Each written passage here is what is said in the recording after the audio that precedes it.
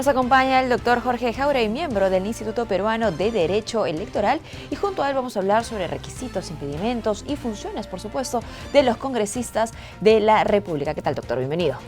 Muchas gracias, Mirta. Es un gusto estar en su programa. A usted muchísimas gracias por acompañarnos. Antes de elegir a los miembros de un organismo, de una institución, en este caso del Parlamento, tenemos que conocer cómo funciona el Parlamento, ¿no es cierto? ¿Qué es lo que va a venir más adelante? Si no han hecho esa reflexión antes, este es el momento oportuno. Bueno, en efecto, hay que señalar que el Parlamento de la República, ¿no? O sea, el Congreso, que constituye la representación nacional, es, sin lugar a dudas, el espacio más importante de la política de un país, ¿no? Más aún de un sistema de un país que está dentro de un sistema democrático, ¿no? ¿Por qué? Porque es el espacio en el cual va a estar representado, digamos, el interés de los ciudadanos, ¿no? Es el espacio donde se representa al ciudadano. Además, permite el Parlamento o los congresos permiten un principio que es fundamental para una democracia representativa o liberal, que es el principio de separación de poderes y el principio de equilibrio del poder, ¿no? Pero evidentemente, digamos, en una lógica de separación de poderes y equilibrio del poder, ciertamente como que el Parlamento tiene un poder especial, ¿no? Que somete a los otros porque aprueba la ley, aprueba el marco en el cual se va a... Y al final todos llaman a su puerta. Exacto, ¿no? Entonces, digamos que el Parlamento es un espacio muy importante, ¿no? El Parlamento tiene un diseño, además, particular, un diseño institucional. Por ejemplo, no todos los parlamentos son iguales. Exacto. Hay parlamentos unicamerales, hay parlamentos bicamerales, ¿no? Hay parlamentos, por ejemplo, en los cuales la conformación del número de escaños corresponde a una proporción del número de electores. Cada 150.000 electores, un escaño, ¿no? Y entonces eso tiene ese diseño tiene un efecto en el nivel de representatividad del Parlamento. Hay parlamentos, como el caso nuestro, que es muy particular, que tiene un número establecido así en forma precisa, ¿no? Esto no es común, pero es parte de nuestro sistema, ¿no? Ahí, por eso enfatiza el muy particular. Muy particular, ¿no?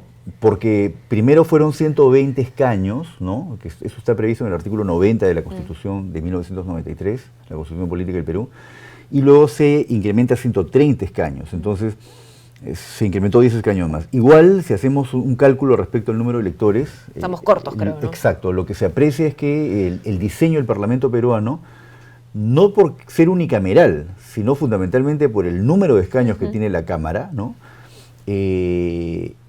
Conlleva un problema de subrepresentación. Es muy poca cantidad de escaños para el número de personas. Ahora, también es un factor que influye para el funcionamiento de la representación nacional, además del diseño del Parlamento, que en este caso ya hemos visto la particularidad de nuestro Parlamento, es un Parlamento unicameral que además tiene un número preciso de escaños, 130.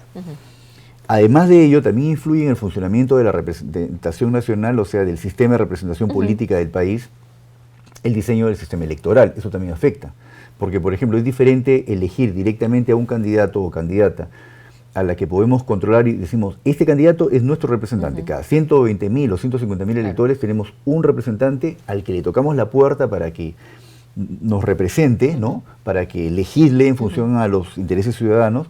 Y otra cosa es tener un parlamento en el que se elige en lista, en el cual, claro, podríamos tener una composición bien disímil, ¿no?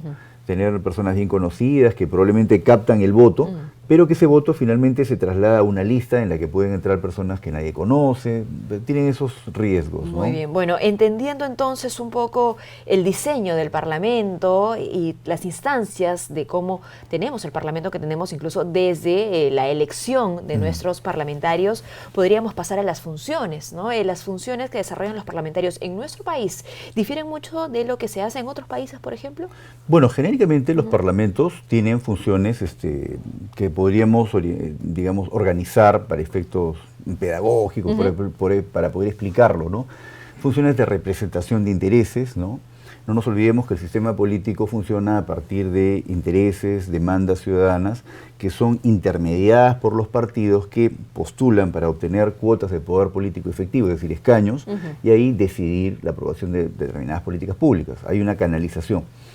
Entonces, sobre esta base, el Parlamento va a tener una primera función que es la de representación de intereses, ¿no? Esta representación se va a trasladar, se va a conectar con la siguiente función que es la de legislar, ¿no? Porque cómo se representa a través de la legislación, pero también se La representa... legislación debería ser un producto de esa representación. Claro, pero también, exacto, pero también se representa a través de ser la voz de los ciudadanos, ¿no? Si los ciudadanos quieren expresar algo, si quieren pedir información respecto a una política pública, también debería ser ese canal. Claro, el desempeño de los parlamentarios va a estar bien ligado a la forma como está diseñado el Parlamento y cómo está diseñado el sistema electoral. Claro. Si estos dos elementos desconectan a la representación de los representados, como ha pasado en el Perú en el 2016 a la fecha, ¿no? Y que terminó con la disolución del Parlamento, entonces el Parlamento no gira en torno, o la actividad de representación no gira en torno al ciudadano. Se naturaliza un poco la ficción, ¿no? Exacto. Por eso es que es tan importante atender al diseño del sistema de representación política, que es el diseño del Parlamento y el sistema electoral.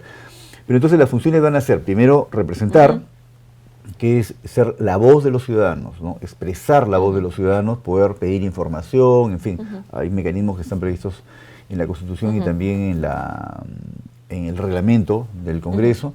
Luego la función legislativa, ¿no? La función legislativa, que es la de aprobar las leyes, ¿no? A través de un proceso de deliberación pública, un trabajo que, aunque el Parlamento peruano es unicameral, el trabajo se hace en dos instancias, porque toda, digamos, la dinámica legislativa o los proyectos de ley que ingresan van dirigidos hacia comisiones. Tenemos, por ejemplo, si se trata de una ley sobre reforma constitucional, va a la Comisión de Constitución. Si se trata de una ley vinculada al tema de salud, a la Comisión de Salud, ¿no? Que es correlato del Ministerio de Salud, de todos los sectores, digamos, ¿no? Si es un tema de seguridad interna, seguridad nacional, va a la Comisión de Defensa, Orden Interno. Entonces, el primer trabajo se hace a nivel de comisiones, en el caso de la legislación.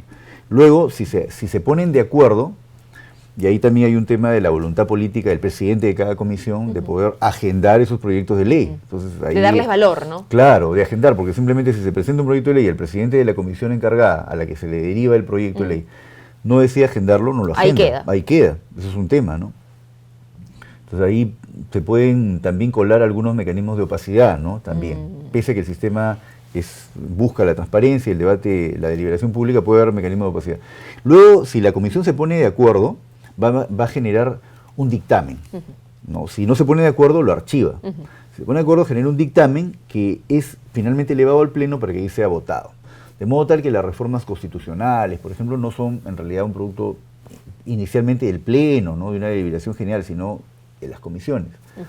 Cuenta de las ahí comisiones mucho, y toda la ruta, ¿no? Exacto, cuenta ahí mucho también la composición de las bancadas, ¿no? La proporción de votos y de escaños que tienen las bancadas. Y cómo se van a conformar luego las comisiones, quiénes las van a liderar, cómo se toman ese tipo de decisiones, incluso quién preside también el Parlamento. Exacto, entonces aunque nuestro Parlamento, por ejemplo, es unicameral, tiene, digamos, un trabajo en dos niveles, ¿no? Nivel comisión, nivel pleno.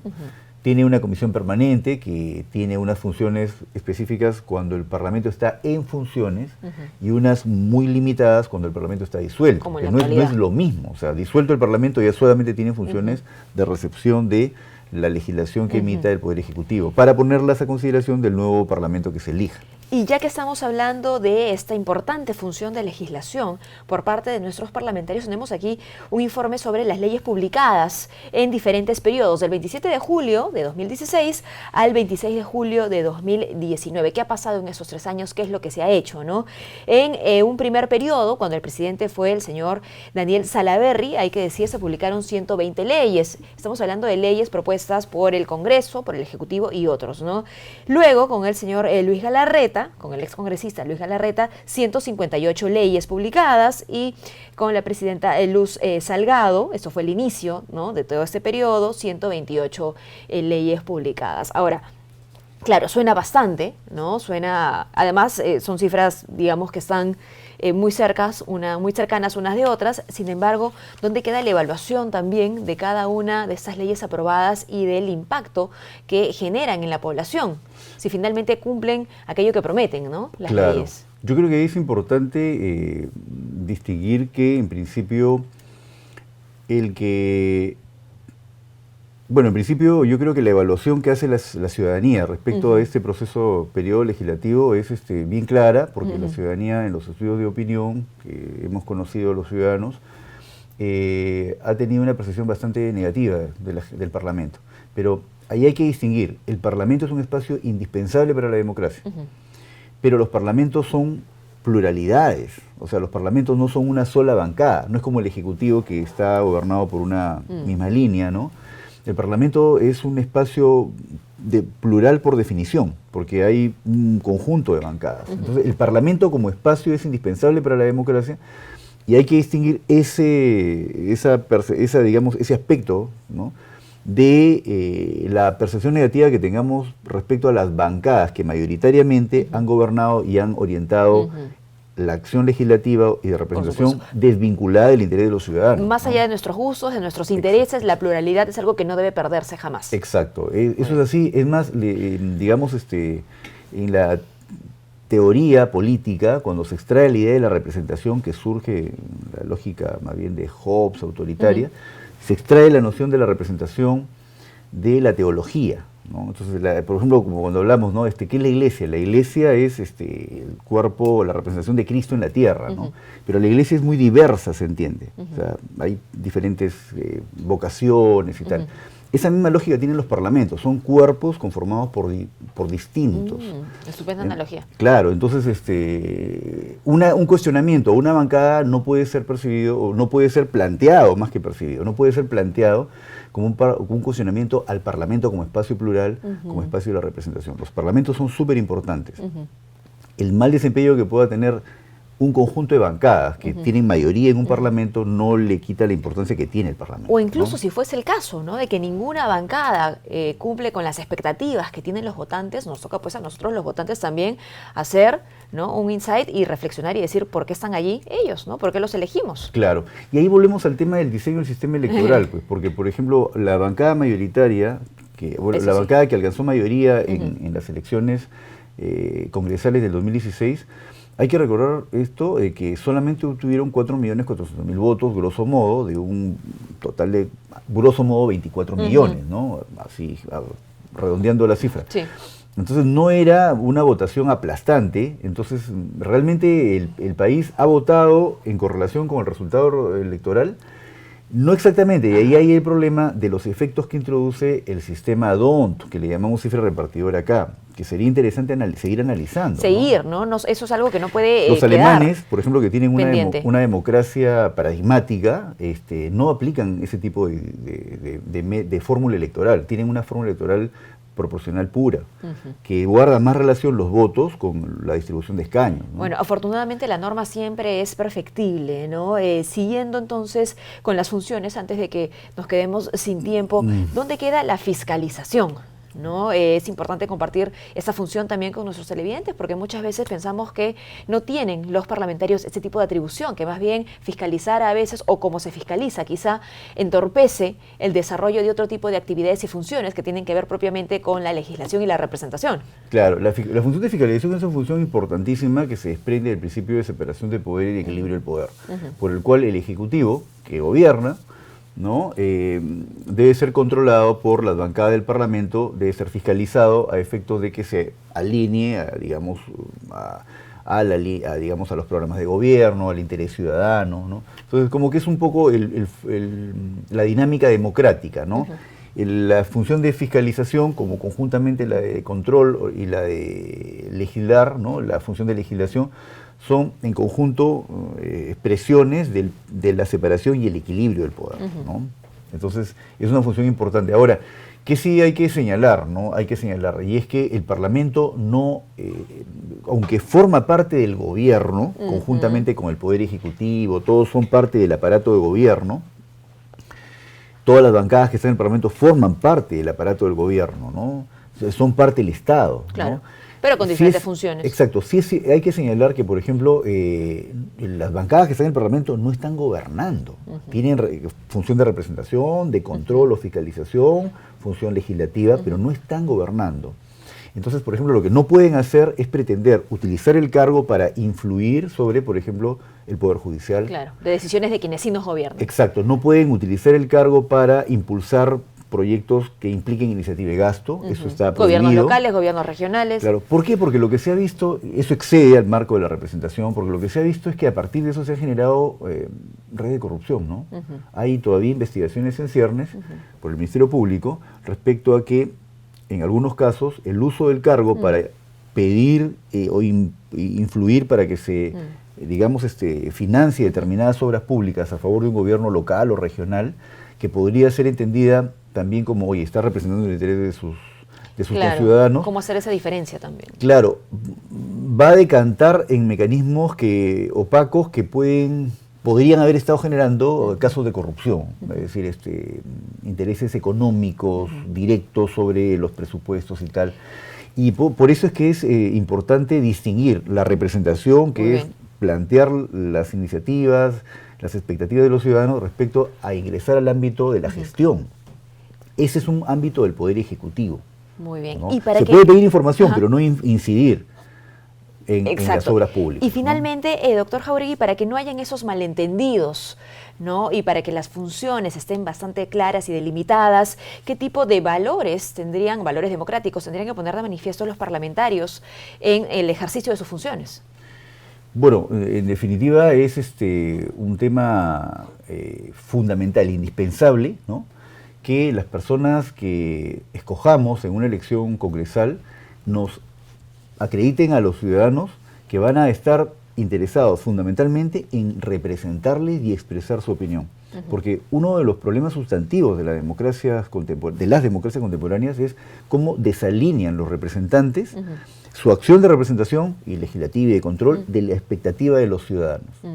Entonces, ese yo creo que es el valor debería fundamental. ser el faro, ¿no? Exacto, ese es el valor fundamental. Camino. ¿En qué medida nos aseguramos que expresen dentro del marco constitucional, dentro del marco democrático, ¿no? Respetando el orden, digamos, y los principios democráticos y constitucionales, cómo representen el interés de los ciudadanos? Porque se vacía de contenido absolutamente la democracia representativa, la democracia liberal, si la representación no representa a los ciudadanos. Hoy lo que sentimos en el país, por lo que uno puede ver en diversos estudios de percepción ciudadana, es que los ciudadanos no se sienten representados y a veces ni siquiera conocen al regidor, al consejero regional de su provincia, que son autoridades incluso más cercanas. A los congresistas. Entonces, el sistema de representación en su conjunto hay que repensarlo y replantearlo, lo que implica modificar el sistema electoral probablemente también, ¿no? Es importante eso, a efectos que conectemos la representación con los representados, porque lo que está pasando ahora es que no representan. Algunas bancadas, hemos visto, sí, han hecho una lucha constante para recuperar el equilibrio del poder, ¿no? Para que digamos se investigue en los casos en los que hay o no se bloquee investigaciones fiscales, ¿no? Pero digamos no ha sido el grueso del Parlamento y probablemente eso es el aspecto más importante, diría. Muy bien, doctor Jáuregui, muchísimas gracias por acompañarnos. Cerramos con esta reflexión y bueno, pues mientras llegan los ajustes que nuestra norma electoral o que el sistema en general necesita, sí es nuestra responsabilidad informarnos bien y conocer a los que serán pues candidatos en esas elecciones congresales y que tengan clara cada una de estas funciones.